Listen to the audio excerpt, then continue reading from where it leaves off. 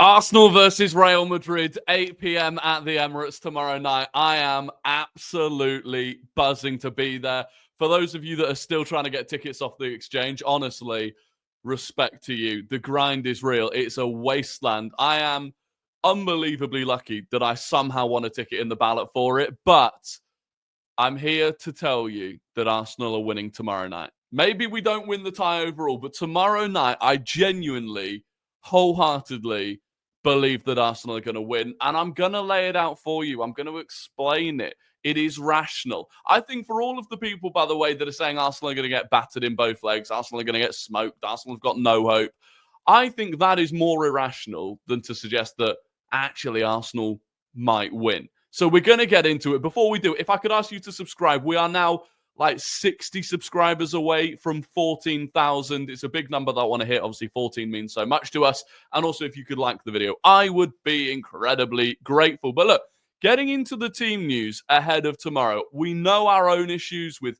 Gabriel being out. We don't know the exact solution to that. Arteta was very coy about it in his press conference today, although Ben White apparently was okay after the game against Everton. He was in training today, although he did have heavy strapping on his knee. But Jakub Kiwior also had a very good game against Everton, so it may well be him. Outside of that, we're probably expecting a midfield of Ødegaard, Partey, Rice, and then a front three of Saka, Marino, Martinelli. It may be Trossard instead of Marino. We'll have to wait and see. But ultimately, you know, we're missing Gabriel and Kai Havertz. They are the two starting players normally that we're missing, right? For Real Madrid, it's not ideal for them. They've got their own issues. So we come down to the injury. Lunin is missing, though Courtois is back. They're missing their starting right back. Carvajal, of course, has been out for a long time. Fede Valverde's done a very good job of covering him. Militao, of course, is missing.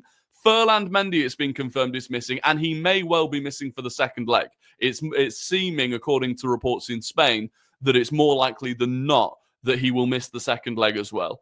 Tchouaméni is suspended, and Dani Ceballos also did not make the flight with Madrid. Madrid released their squad list for the game, and Dani Ceballos wasn't on it. And that does leave them with some problems. So this is the predicted lineup. Modric and Camavinga in midfield. Well, immediately I'm seeing something that we can get at there. Of course, this is it. Basically, it all depends on where they move Valverde or Camavinga. So they can either play Camavinga at left back to cover Mendy with Valverde in midfield, but that would mean Lucas Vazquez at right back, which would be a field day for Martinelli. I've seen Madrid fans do not want to see Lucas Vazquez at right back. Or what is more likely, and according to reports in Spain, this is more likely, Valverde stays at right back, Camavinga has to play in midfield, therefore, and you're looking at either Fran Garcia or David Alaba at left back.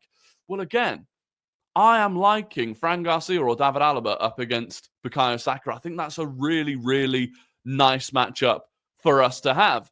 And that is an opportunity in itself. And when you consider that relative to the majority of Premier League teams that we come up against, Vinicius Jr., Rodrigo, they're not doing the defensive work that the majority of Premier League wingers do against Bukayo Saka. Saka up against Fran Garcia, or in 2025, David Alaba at left back coming back from big injuries.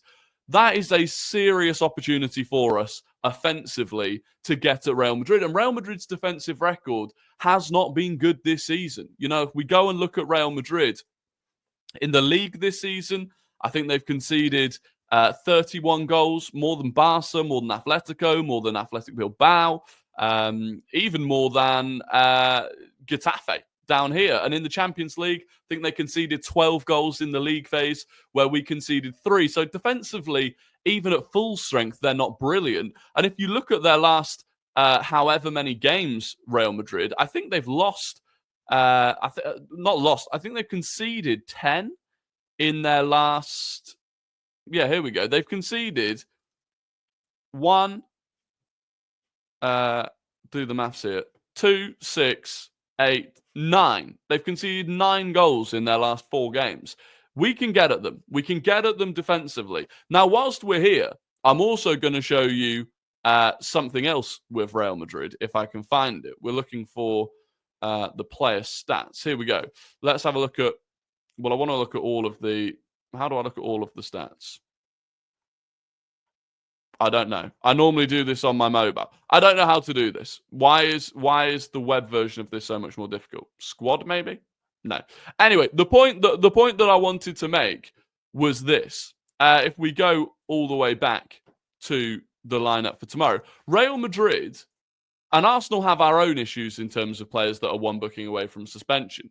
But for Real Madrid, they have got Vinicius Jr., Camavinga, Luka Modric, Antonio Rudiger, and Lucas Vazquez, and Endrick, all one booking away from being suspended for the second leg. Now, we are at home.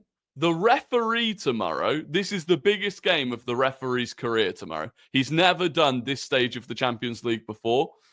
We need to be all over him whenever any Madrid player makes a foul, commits a foul. Vinny Jr. lightly pushes Bukayo Saka in the back, screaming, absolutely screaming, because it is going to make a difference. You know, both of their central midfielders on bookings, Vinny Jr., Rudiger. I mean, going into that second game without Rudiger, for example, where they've got no Militao either. Now, for us, it's Jurriën Timber, Declan Rice, and Martinelli. So we do have our own concerns to worry about, but I really do think we should push them on that. Like I said, individual matchups. Okay, I'm looking at Saka against Garcia or Alaba. Decent. I'm also looking at the fact that Camavinga, according to a lot of Real Madrid players, has not been in great form so far this season. I'm also looking at Luka Modric.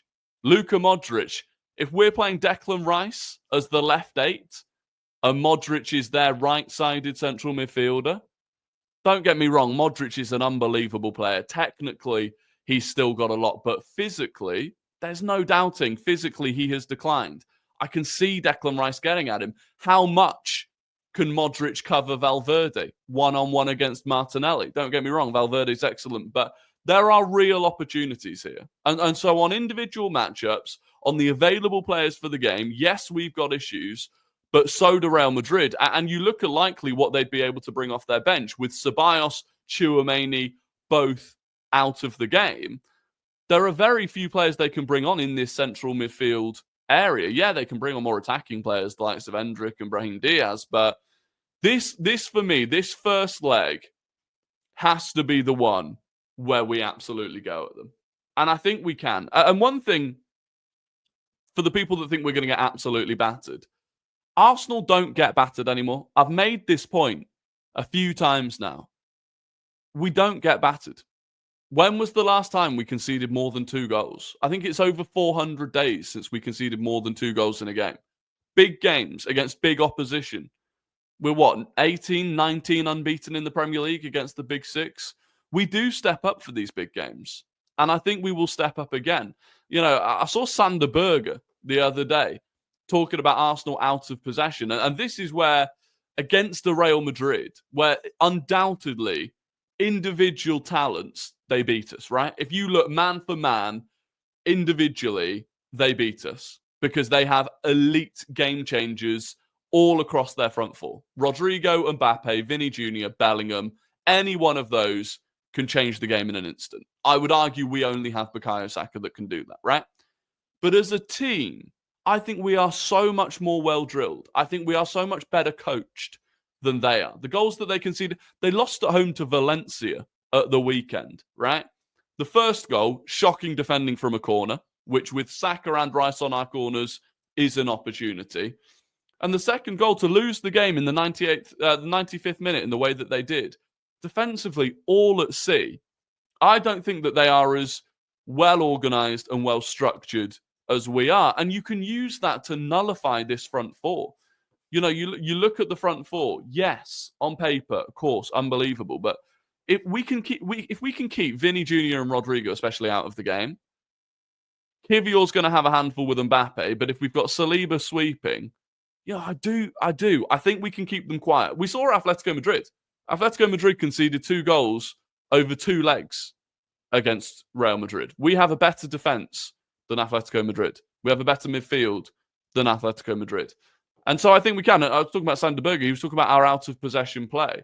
He said, playing against Arsenal, when you've got the ball, when Arsenal don't have the ball, playing against Arsenal, It's like there's someone in the crowd. It's like there's someone in the stands controlling them all with a remote control because they're just exactly where they need to be all the time. There's never a time to capitalize. And of course, there are times to capitalize, which is why we concede certain goals. You know, it was a ball over the top. Yes, I don't think it was a penalty for Miles Lewis-Skelly against Harrison, but ultimately one ball over the top that Kivior fails to deal with, and they were in behind. If that's Mbappe, you're in trouble. But fundamentally, I think we can beat Real Madrid as a team. The team that we have. And if we beat them at home, you never know what can happen away. And just to clarify, I am specifically talking about beating them in the home leg here. You can go to the Bernabeu 3-0 up and lose. It's different gravy over there. I don't think we would, but you very much could. But I honestly believe that we can beat them. And I think the crowd is going to play a massive part tomorrow. We have to be so loud. We have to be all over the ref. We have to be putting pressure on the Madrid players. And don't get me wrong, they're used to playing at the Bernabeu, right? But we have to. We absolutely have to. Either way, I'm absolutely buzzing for it. I have full belief that we can beat them. And I hope that you do too. If you don't, let me know in the comments. Am I being delusional? Am I being delusional? I don't think so. I honestly don't. I'm certain. I'm certain we don't get smashed. We might not win. I think we'll win the first leg. We might not win the tie.